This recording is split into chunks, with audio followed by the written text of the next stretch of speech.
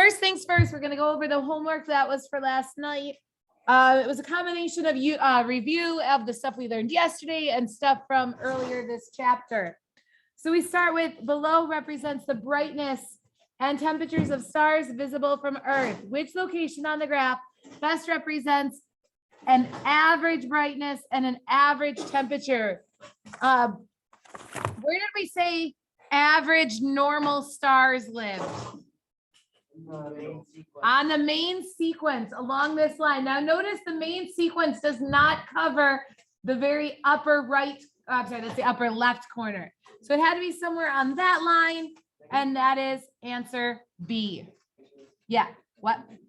Yeah. The length of a year is based on Earth's what? First of all, is a year a rotation or a revolution? It's a revolution. So we cross off rotation. Those are days. Revolution is for a day or a year. I'm sorry. So revolution is for the year. And we need to know how many degrees it moves. So there's two different answers here. 15 degrees per hour or 1 degree per day. So first of all, where does the numbers come from? So for a year, we have 360 degrees. Where do I get 360 degrees? What is 300? That's a circle. That's how many degrees are in a circle. So it's about 360 degrees. How many days does it take to go that 360 degrees? 1 year, which is 365 days. And when you divide 360 divided by 365, you get about 1 degree per day. Now, by the way, let's talk about this 15 degrees per hour. Where does that come from? That comes from one spin, which is also 360 degrees, divided by 24 hours. And that's where we get 15 degrees per hour. But again, that's for rotation, not for revolution. The Milky Way galaxy is best described as, show of hands, which one or show of fingers, which one is a galaxy? I'm seeing mostly the right answers. A galaxy is a spiral shaped formation composed of billions of stars. How about this one? I should have told you about Pluto because they actually took Pluto right off the reference table now. But if Pluto was on here, I would have told you Pluto is really small, very eccentric, so very oval, and it is very far away.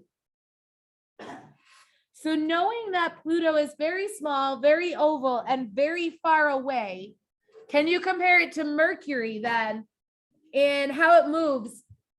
So it says compared to Pluto, Mercury moves more rapidly in its orbit because Mercury. Why would Mercury go faster than Pluto now knowing that Pluto is very small, very oval, and very far away? Why does Mercury move faster? Because Mercury is... When do things move faster? It has nothing to do with the shape of their orbit. When they're closer to the sun. Mercury moves faster because it's closer to the sun. The diagram represents a simple geocentric model. What's represented by X if this is a geocentric model? Geo. What's geo stand for, guys?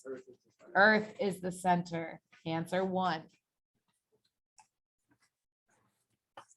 And finally, we've got a diagram that shows a portion of our solar system. Which scale diagram compares the size of Earth with the size of Venus? Hey, anybody know how big Venus and Earth are off the top of your head? I certainly do not. Waste of brain space. Check your reference table for size. Which column is going to be, if I had to draw a shape, which one would tell me how big to draw them? Is it going to be the distance from the sun, the revolution, the rotation, the eccentricity, the diameter, the mass, or the density? Diameter tells me how fat it is at the equator. So if I look at Venus and Earth's diameter, Venus is 12,104 kilometers at the equator, and Earth is 12,756 kilometers. When you look at those two numbers, they're practically what? Practically the same. Venus is a tiny bit smaller. What drawing shows them practically is the same. Answer 4. What's up? So like geology of rocks. What's the study of rocks in space called? I don't know. Geology of space, you don't make me hurt my head. Google it. What is the study of space rocks? Google it. Which of the following planets has the lowest average density? Guys, I talked about density of planets for about 0.5 seconds. How do I expect you to answer this? Reference table. There is a column devoted to density. And it doesn't ask you to compare all of them. It just wants you to look at Mercury, Venus, Earth, and Mars. Which one's the lowest? 3.9 is lower than any of them. That's Mars. Did you come up with an answer? Yeah, it's called astrogeology. Astrogeology. There we go. There's also astrobiology. There. Now we all know. That's not on the regions, people. But now we know. The actual orbits of the planets are they elliptical or are they circular? They are elliptical. So you cross off the circular one. Yes, they're very close to circles, but close doesn't count. They are elliptical. Now, are they elliptical with the Earth at one foci or the sun at one foci? The sun. Guys, remember what a foci is? They are the two centers of the oval. We have not talked about 9. Mercury and Venus are the only planets that show phases when viewed from Earth because both Mercury and Venus. Now, when they say phases, they legit mean phases like the moon. There are times when you can look at Venus and Mercury and see phases of them just like you see with the moon. Now, let's try and figure out why. Go through each answer. Do they revolve around the sun inside Earth's orbit? We can even use this diagram. Here's Earth's orbit. Here's Mercury and Venus. Are they inside Earth's orbit? Yeah. So yeah, that is true. Let's just leave that alone for right now. It is true. Let's look at answer 2. Do they rotate more slowly than Earth does?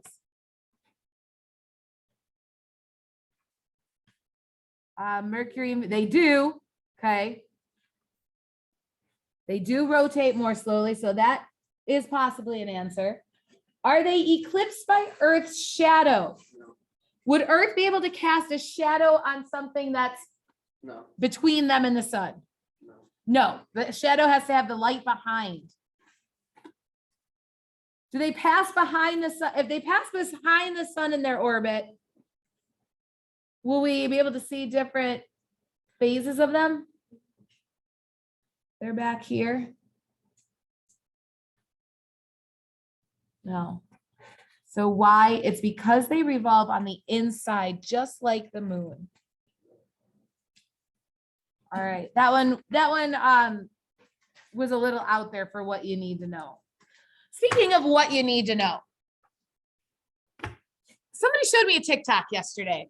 And I spent my whole study hall looking for this exact same TikTok because it was a TikTok of a kid panicking because they didn't know anything about earth science. They said it was like they were about to take their earth science regions and they're like, I don't know anything except for, and it was something, I can't remember. I'm going to have that same person show me the TikTok. I'll show it to you on Monday. So I got to thinking, I'm like, I bet some of my students feel like they don't remember any of the stuff we've learned. Some of you do, some of you don't. And then I also got to thinking about how, again, you guys have never taken a test. Most of you have never taken a test that covers everything you've learned all year. So some of you just off the bat are probably getting a little nervous. Some of you are sitting there thinking, oh, we have a Regents? I don't even remember. So it's on some of your minds, not on others.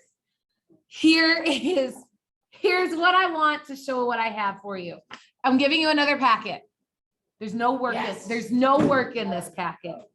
Actually, here, let me pass it out. There's some right there, Mr. Dave. You want to grab that side? I'll grab these guys. Hey, where's my job? First one's gonna be yours. Yeah, the one that I can do on the floor. Yeah, that's the one. Makes me feel really nice and warm and toasty. Good, good. I'm glad I can help you out. You have it, Raj. All right. So that person was walking into this TikTok thinking they were going into the Regents, thinking they knew nothing. So I know you guys know more than nothing, and I know that person walking into their own Regents will know something. You feel like you know nothing, but I promise you, in the end, it's going to mostly come back to you. If this helps you, some of you who are worried about the Regents, let me tell you, the last few years I had students take a Regents, so like pre-pandemic, I had the same amount of students or so, and I would only have like 4, maybe 5 in a bad year pass the or fail the Regents, fail. So only a couple. And those people, let me tell you, it was not a surprise that those people failed. So meaning they were pretty much failing the year anyway. So no one was like, oh, I've passed all my tests in earth science before. Why did I fail this one? Okay. Now, yes, some people didn't get the grades they wanted because again, Regents are hard. So don't expect to go in and ace it. But if you've done okay all year, you're going to do okay now. But to help you so that you're not that person walking in saying, I know nothing. What I've given you is a packet. I've given you packets all year. I meant for you to keep them. And I meant for you to then look at them again throughout the year and do this thing called study. Now, I know I've done this for years that most people don't study for earth science tests. Ooh, speaking of, chapter 9 test on Wednesday. So I know, because I've done this before, a whole bunch of you are going to walk in Wednesday without ever thinking about the test until you sit down to take the test.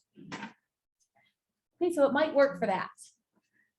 Probably not going to work like that for the Regents because it does go back to the very first day of school.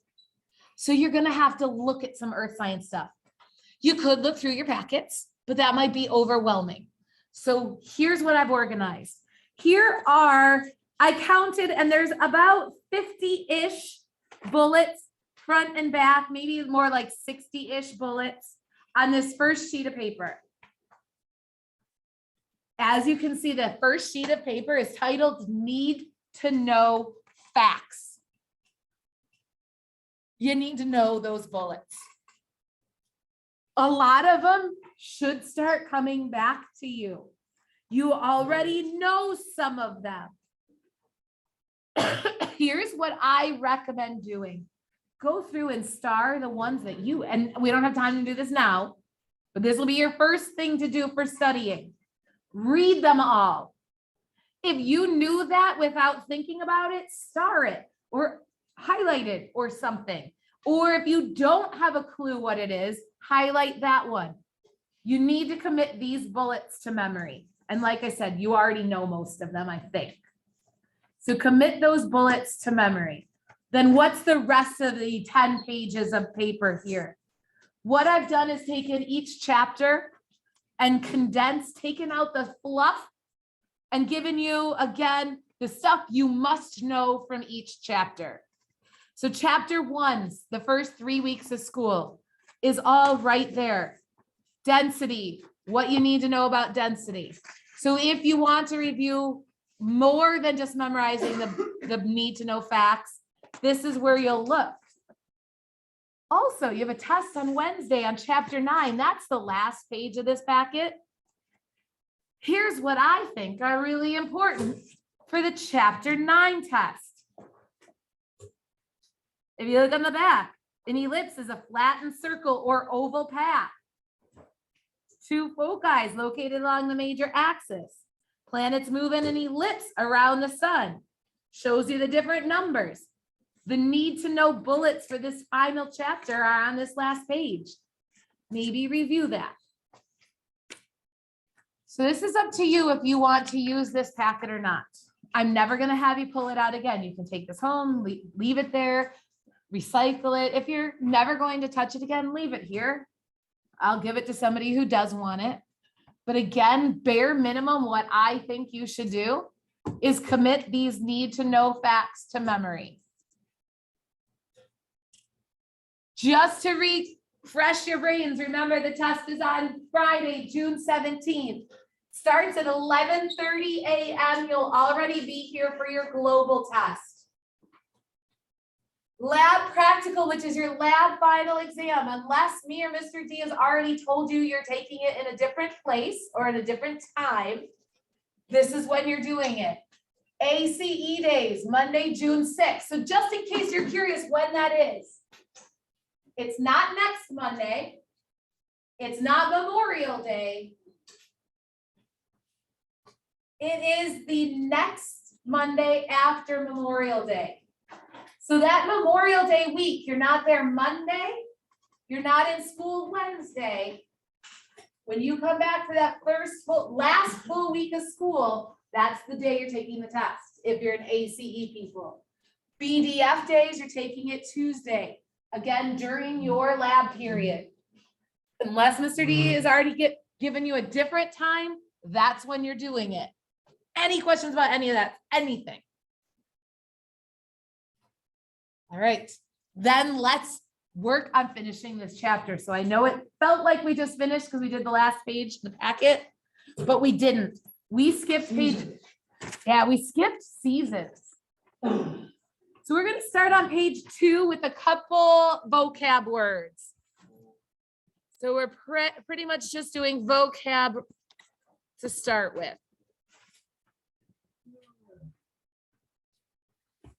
We're going to start with this thing called the celestial sphere. So we should have already done the first very top of page 2. We're on to celestial sphere. Celestial sphere is this imaginary dome that surrounds the earth. Guys, it's just the sky. Write the sky after this. I'd like to compare this to, have you guys watched Hunger Games or read the book? Yep. Great movie. You haven't? I actually really enjoyed it. Anybody else not? Just Sean? Okay, the part you haven't. Okay, so for those of you who have, I like to compare this to Hunger Games. You know when she's actually in the game, so not like her real life, but when she's in the game and she shoots the sky and realizes it's not really the sky. It's like an electric force field around her, but it looks like the sky, day, night. There's things on the sky that make it look, but they were controlling it. That's what the celestial sphere is. It's this imaginary version of that. So it's basically, guys, just what you can see. So it starts with the horizon and the sky there, and it goes all the way over us, almost like somebody put a circle over the top of us. That's the celestial sphere. In other words, it's the sky. So after you've written this, just write the sky.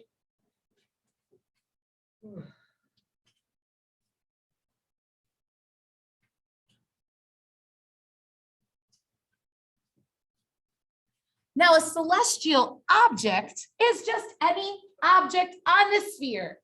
So in other words, any object that's in the sky. So right now, there's clouds. The sun's a celestial object. If there was an airplane out there, then an airplane would be a celestial object because it's out and it's on the sky.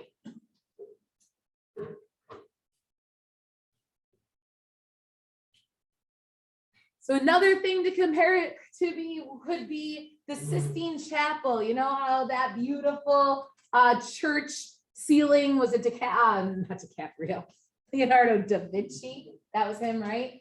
Yeah. He drew that. I think so. He painted all kinds of cute little angels and not flowers, clouds and suns. Just it's a painting of the sky. That's all. Don't overthink this. This is kind of how the regents will represent it. So they'll say this is you standing here, and this dome over top of you is the sky. It's the celestial sphere. Anything that's out there, the stars, the moon, the sky, the clouds, they're all celestial objects. Here's another, oh wait, when we're measuring altitude, that's the next one. What does altitude mean? We've done this is review. What angle you are. Something about so I always refer to it as how high in the sky you are, right? But we measure it not in miles or kilometers, we measure it in degrees, like an angle, like Justin was saying. So altitude is the height above Earth's surface measured in degrees.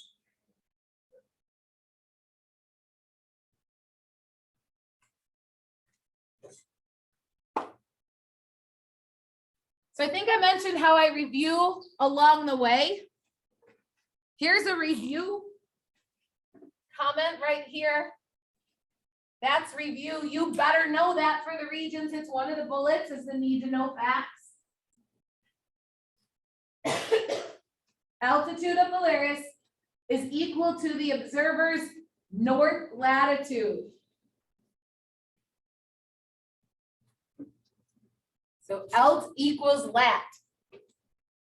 Again, that was review from October.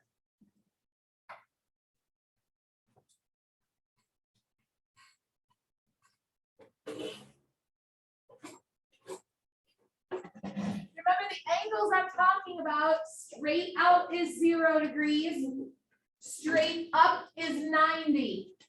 And then you got to figure out the math in between. So halfway between the ground and straight up is 45.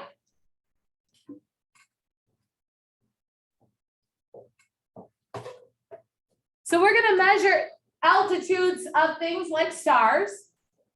We also talked about the altitude of the sun. Remember, the altitude of the sun in the morning is low, and then the sun gets higher in the sky throughout the day. That's another important fact from a couple chapters ago that we're going to be talking about. The vocab word zenith is just a point directly overhead the person doing the observing. So everybody's zenith is slightly different depending on where they are. Zenith is not a fixed point. All it is if you just take your head and you look straight up. That's your zenith. So whatever is directly over you. So right now I've got this light. Riley's got almost that thing right above her. I don't know what that is. I think it's the Wi-Fi. I'm not sure. So everybody's zenith is a little different. It's just whatever's straight up above you.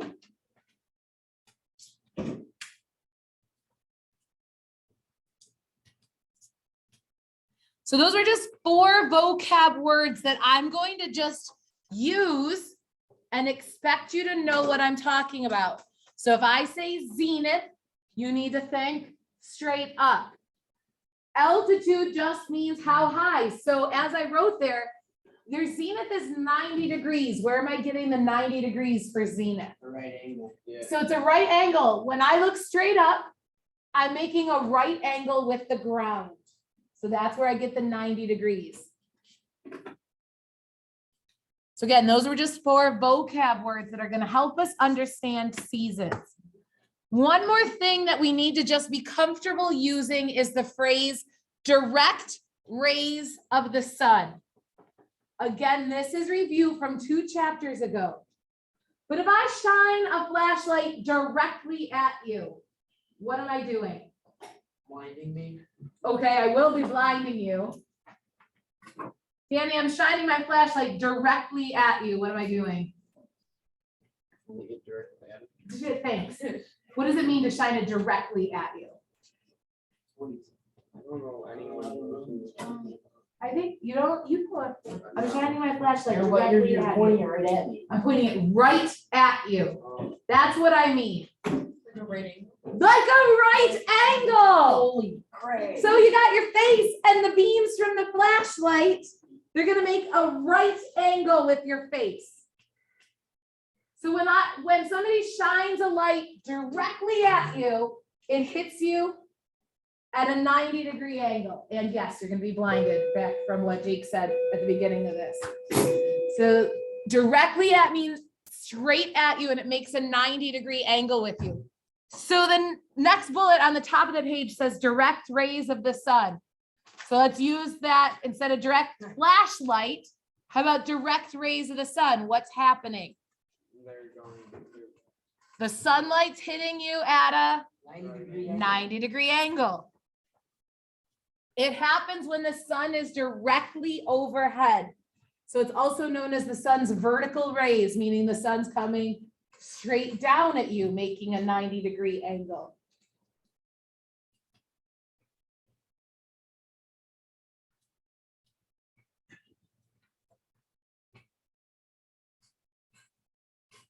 And again, remember how I said I like to mix in some review.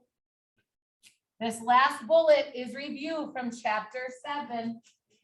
This never happens in New York State. The sun is never ever directly over our head in New York State. Not even at noon, not never. Just know that it's all. Late spring, a while now.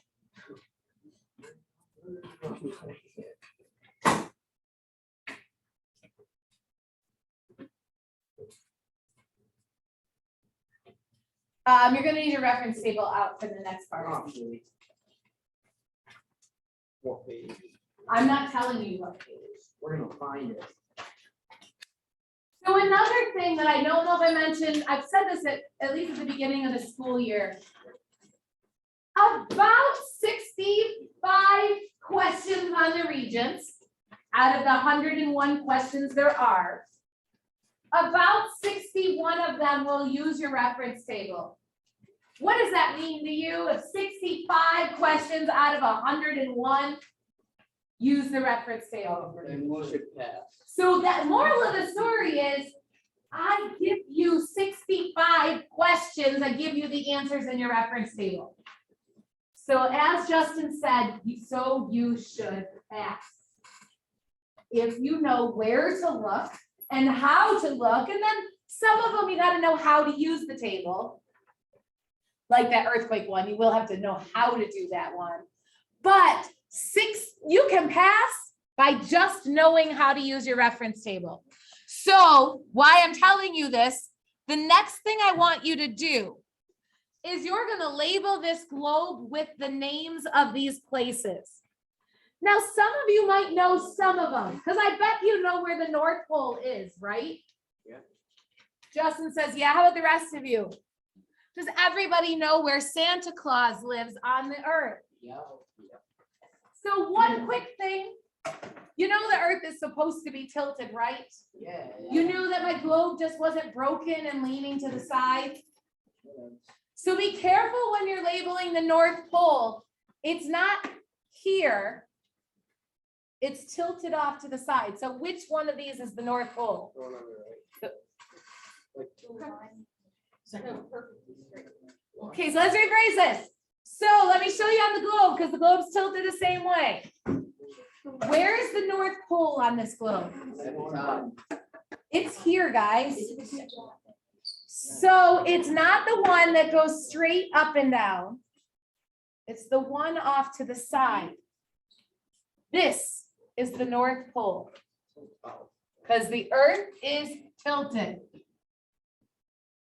Wow, I'm dumb. No, because clearly that was something a whole bunch of you just That's the know. way I spell north. Oh, well, that spells spells it VOTH. Oh, that'll definitely, yeah, I that's. I don't know why. So then my next question, and Gabby just established it. Gabby, what did you say? So South Pole, you follow that same line down and you label the South Pole.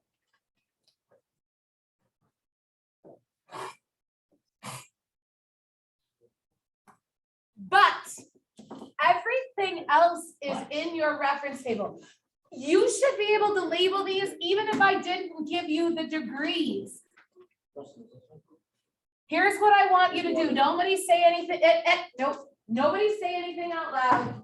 Flip your region or your reference table to the page that shows these labels. Oh, I know what it is. So nobody say anything. So just start turning your reference table until you find these labels. I'll give you a hint. Actually, you can answer my hint. What kind of tables are we looking for right now? Something that has to do with Earth. Yeah. So like a map, Like this. perhaps. So I'm waiting for everybody. Start flipping through your reference table until you find the page that will tell us where the equator, the Tropic of Cancer, the Tropic of Capricorn. Exactly. Yeah, hint, it's not the last page. Where's your reference? I think it's this one. You should be able to find these words. Look for these words. Take out the. Equator, Tropic of Cancer, Tropic of Capricorn. Oh, Oh, like I'm looking for those words. found it. Found it. What? Just kidding. Nope, just kidding. Right there. I don't know. Do you see the words Tropic of Cancer on it? No. No, then it's not that one. You just know. Oh, I found it. Okay, so the reason I just made you do that is because that's what I want you doing during the regions. If you just don't know off the top of your head the answer, odds are the answer, or at least a hint for the answer, is in your reference table somewhere. So if you're at a question and you're like, I have no idea, please don't just guess. Start flipping through your reference table looking for hints. So you should be able to find the words Tropic of Cancer, Tropic of Capricorn on page, is it 4? Yeah. Page 4.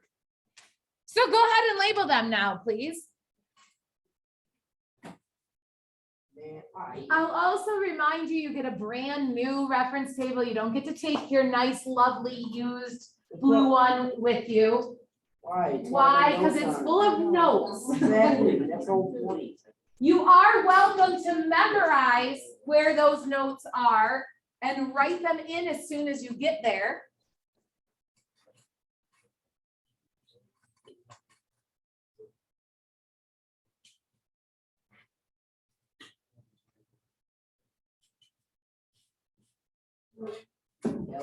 Now, I did help you with the North and South Pole because page 4 doesn't have those labels on it.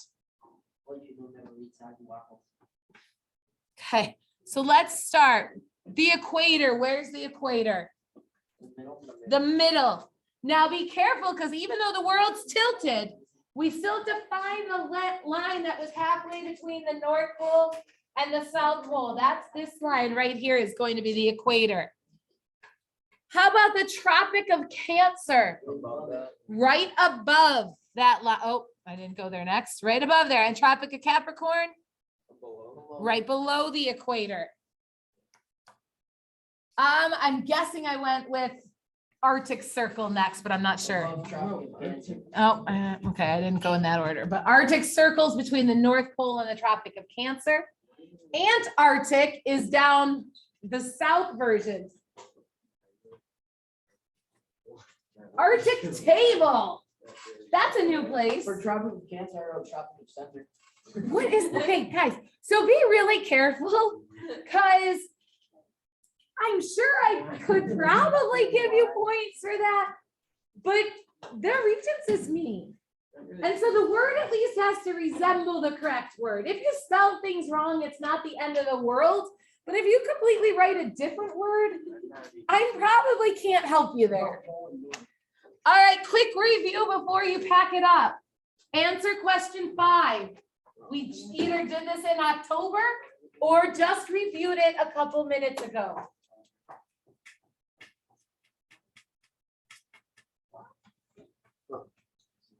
We took notes on this a couple minutes ago.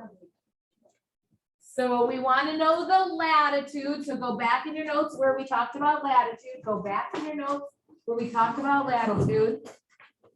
Is it right? And how do we know latitude, guys? How do we know the latitude? Let's try this again. We're not done yet.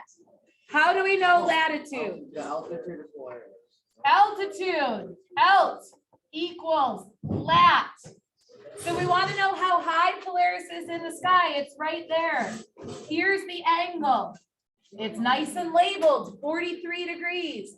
So what answer is it? 43. Why is it not 43 south? Because you can't see the north out. That's the North Star. It's only available in the Northern Hemisphere. Hey, did you see we have homework? It is the January 2013 test. Questions 62 through 68. You need the answer sheet. Guys, do you have the answer sheet? Yeah.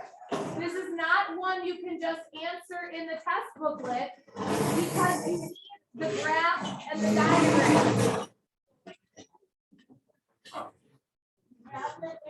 Everybody should look. I am not accepting, I didn't have it as an answer.